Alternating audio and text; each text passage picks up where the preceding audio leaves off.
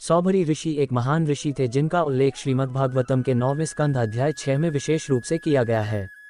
ये सौभरी ऋषि की लीला की शुरुआत है। विश्वनाथ मांधाता मथुरा के राजा थे और सौभरी ऋषि यमुना नदी की गहराई में डूबे हुए तपस्या में लीन थे।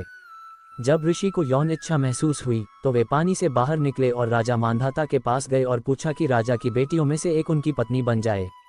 सौभरी मुनि ने सोचा, मैं अब बुढ़ापे के कारण दुर्बल हो गया हूँ। मेरे बाल सफ़ेद हो गए हैं, मेरी त्वचा ढीली पड़ गई है और मेरा सिर हमेशा कांपता रहता है। इसके अलावा मैं एक योगी हूँ, इसलिए स्त्रियां मुझे पसंद नहीं करती।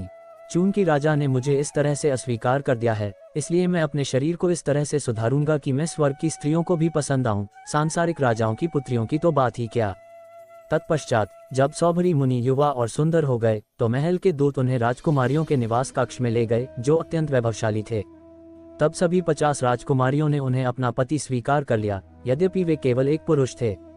तत्पश्चात सौभरी मुनि के प्रति आकर्षित होकर राजकुमारियों ने अपना बहन संबंध त्याग दिया और आपस में झगड़ने लगी। उनमें से प्रत्येक ने कहा, ये पुरुष मेरे लिए ही उपयुक्त है, तुम्हारे लिए नहीं।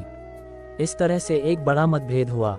चूंकि सौभरी मुनि मंत्रों का उच्चारण करने में निपुण थे, इसलिए उनकी कठोर तपस्या के परिणामस्वरूप एक भव्य घर बना जिसमें वस्त्र, आभूषण, अच्छी तरह से सजे धजे नौकर चाकर और नौकर चाकर थे और साफ पानी वाली झीलों और बगीचों के साथ कई तरह के पार्क थे।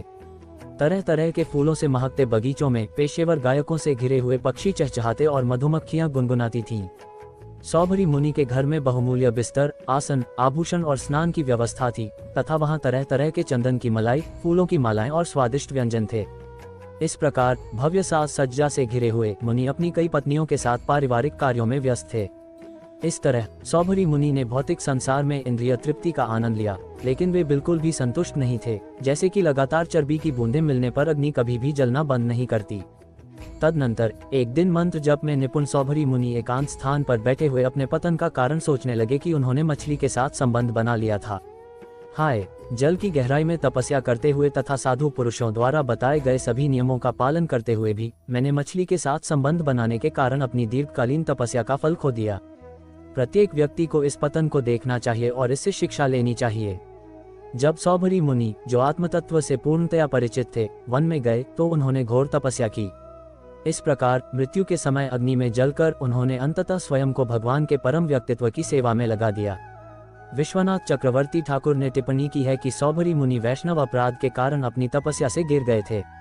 लीला यह है कि जब गरुड़ मछली खाना चाहते थे तो सौभरी मुनि ने अनावश्यक रूप से मछली को अपनी देखभाल में आश्रय दिया।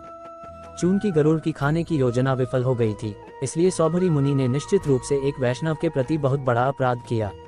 इस वैष्णव अपराध, एक वैष्णव के चरण कमलों के प्रति अपराध के कारण सौभरी मुनि रहस्यवादी तपस्या के अपने उच्च पद से गिर गए। इसलिए किसी को वैष्णव की गतिविधियों में बाधा नहीं डालनी चाहिए। सौभरी मुनि से संबंधित इस घटना से हमें यही सबक सीखना चाहिए। सौभरी ऋषि एक महान योगी थे। यौगिक पूर्णता 8 भौतिक ऐश्वर्य उपलब्ध कराती है: अनिमा, लघिमा, महिमा, प्राप्ति, प्राकाम्य, ईशित्व, वशित्व और कामावसायिता। सौभरी मुनि ने अपनी योग सिद्धि के बल पर भौतिक भोग में अति उत्कृष्टता प्रदर्शित की। बहवृचा शब्द का अर्थ है मंत्र जपने में निपुण। जिस प्रकार भौतिक ऐश्वर्य साधारण भौतिक साधनों से प्राप्त किया जा सकता है, उसी प्रकार उसे मंत्रों के माध्यम से सूक्ष्म साधनों से भी प्राप्त किया जा सकता है। मंत्रों के जाप से सौभरी मुनि ने भौतिक ऐश्वर्य की व्यवस्था की, लेकिन ये जीवन में पूर्णता नहीं थी। जैसा कि देखा जाएगा, सौभरी मुनि भौतिक ऐश्वर्य से बहुत असंतुष्ट हो गए और इस प्रकार उन्होंने सब कुछ छोड़ दिया और वानप्रस्थ क्रम में पुनः वन में प्रवेश किया और अंतिम सफलता प्राप्त की। जो लोग आत्म तत्वविद नहीं हैं, जो जीवन के आध्यात्मिक मूल्य को नहीं जानते हैं, वे बाह्य भौतिक ऐश्वर्य से संतुष्ट हो सकते हैं, लेकिन जो आत्म तत्वविद हैं, वे भौतिक ऐश्वर्य से प्रेरित नहीं होते हैं। यही वह शिक्षा है जो हम सौभरी मुनि के जीवन और कार्यों से प्राप्त कर सकते हैं।